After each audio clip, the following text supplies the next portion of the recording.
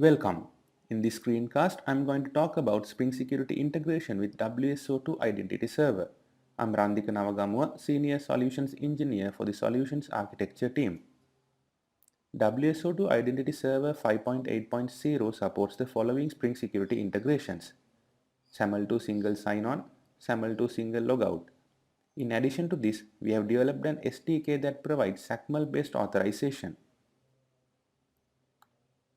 Spring Security supports SAML2 single sign-on protocol to log into a Spring application through a SAML2 identity provider with single sign-on across Spring and non-Spring applications. WSO2 identity provider can act as a SAML2 identity provider in this scenario. You can refer the provided sequence diagram for a clear understanding. Spring Security supports SAML2 single logout protocol to log out from a Spring application that has already been logged in through a SAML2 identity provider, while at the same time logging out from all other applications the user is logged in through the same SAML2 identity provider. SAML2 single logout provides two types of bindings to send logout requests to the session participants. However, Spring Security supports only front channel synchronous binding currently. You can refer the provided sequence diagram for a clear understanding. Let's look at the prerequisites for the demo. To configure SAML2 single sign-on and single logout, refer the given documentation link.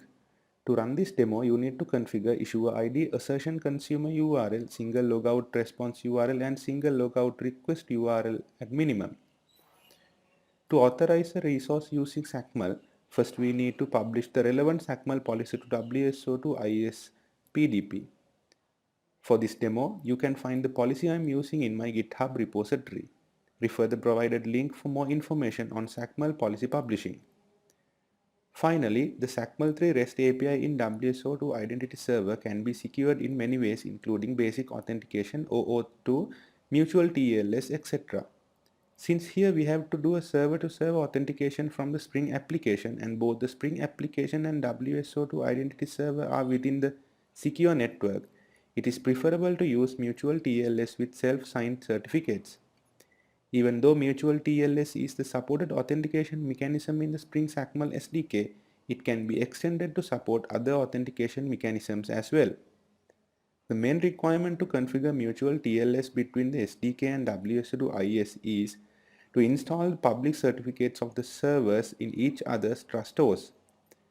Refer WSO2 docs to get more information on authenticating and authorizing REST APIs. Now let's look at the sequence diagram of the SACML authorization request response. First, Spring Security intercepts the incoming HTTP request and passes it on to the Attribute Evaluator component. Attribute Evaluator is the bridge between the SDK and Spring Security. Attribute Evaluator talks to SACML auth request builder component and it will create the SACML request payload. Then the created request payload will be passed into the SACML attribute handler component. SACML attribute handler communicates with the PDP and returns the decision. In our case, PDP is WSO2 Identity Server. Then the result will be passed back to the Spring Security. In addition to the above mentioned components, SDK comes with the EH Cache Manager component. In this implementation, SACML auth request builder and SACML attribute handler work with EH Cache Manager to minimize the latency. Now let's see the actual demonstration.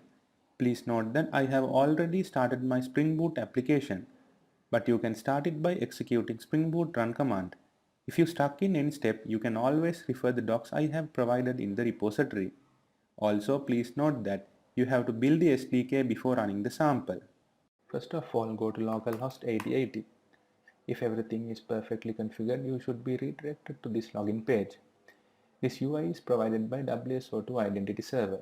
Now provide your username and password. The default one is admin.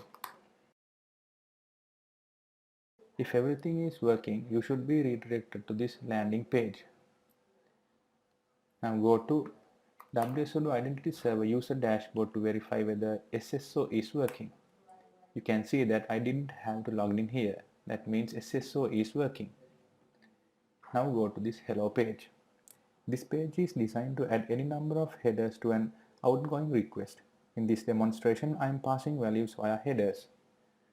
So add action ID as read, then resource ID as this one. Then I'll submit the request. You can see that the request is successfully authorized. Now let's send the same request without adding any headers. You can see that I got an 403. Developers can use the SACML SDK in two ways.